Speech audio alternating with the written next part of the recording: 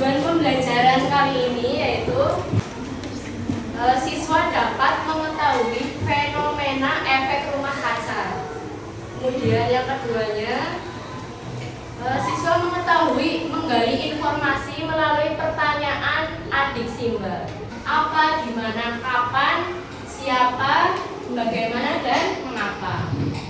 Yang ketiga, tujuan ketiga yaitu mengetahui tentang alam. Ada lingkungan alam dan lingkungan buatan. Kita masuk ke materi. Kira-kira apa sih? Kok bisa iklim berubah-ubah? Jawabannya sebenarnya banyak. Mulai dari perubahan identitas matahari, variasi orbit bumi, letusan gunung api, dan lainnya. Banjir di Pakistan pada Agustus kemarin Contohnya itu ada banjir ya, sama kekeringan, menewaskan 1.000 penduduk setempat. Lantas, bagaimana ada dampak dari banyak bencana lain di dunia? Hal ini pun memunculkan satu pertanyaan baru. Bagaimana bisa? Seperti yang kita ketahui, bahwa semua ini adalah atmosfer itu apa ya? Lapisan, Ini apa ya? lapisan pelindung. Dan di bawah atmosfer itu ada gas rumah kaca. Tugas rumah kaca. Teorinya gas rumah kaca adalah gas yang menangkap panas di atmosfer. Jadi sinar matahari yang masuk ke dalam bumi kadang-kala berlebihan. Jadi nanti akan dipantulkan lagi keluar bumi. Bisa dari air laut, es dibentuk, ataupun lain-lainnya. Contoh dari dampak dari efek rumah kaca itu salah satunya ada munculnya karbon dioksida yang berasal dari mana? Dari asap pabrik. Dioksida justru meningkat drastis pada beberapa dekade terakhir karena revolusi industri. Apalagi sekarang banyak aktivitas Terus kemudian yang keduanya itu ada aktivitas manusia. Tadi contohnya itu seperti penggunaan kendaraan. Maka dari itu, jika kenaikan masif CO2 terus berlanjut, pemanasan yang sama dahsyatnya dengan zaman es bisa terjadi. Soalnya, gas-gas ini bisa berada di atmosfer hingga ribuan tahun. Dengan begitu, untuk mencegah hal ini, bukan hanya kontribusi dari satu negara atau satu regional saja, melainkan dunia.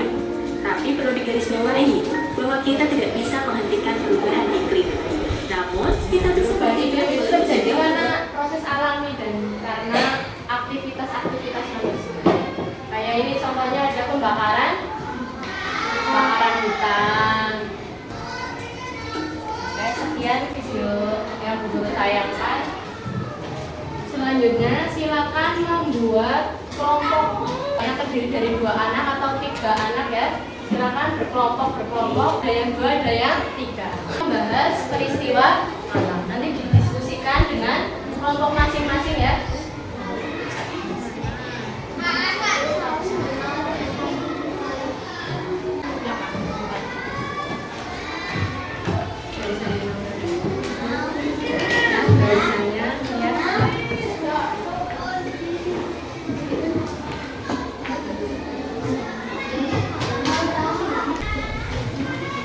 Sudah semua ya?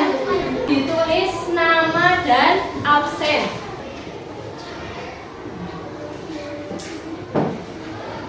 Ada 2 tipe soal. Soal yang pertama yaitu soal yang mendata.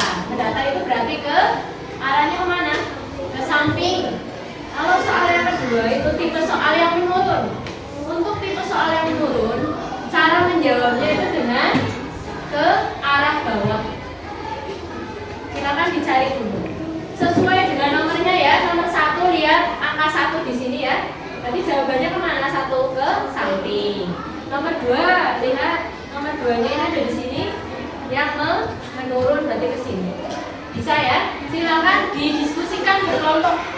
Diskusi dengan kelompok masing-masing.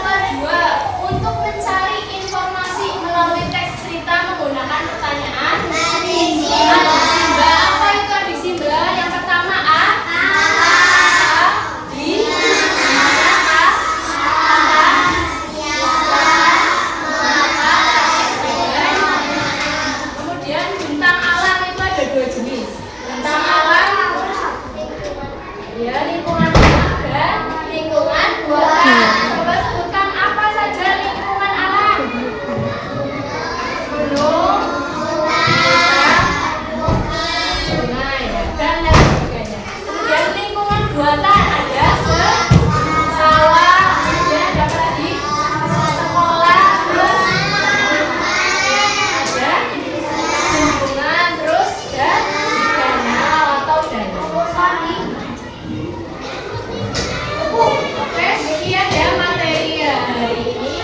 Wassalamualaikum warahmatullahi wabarakatuh.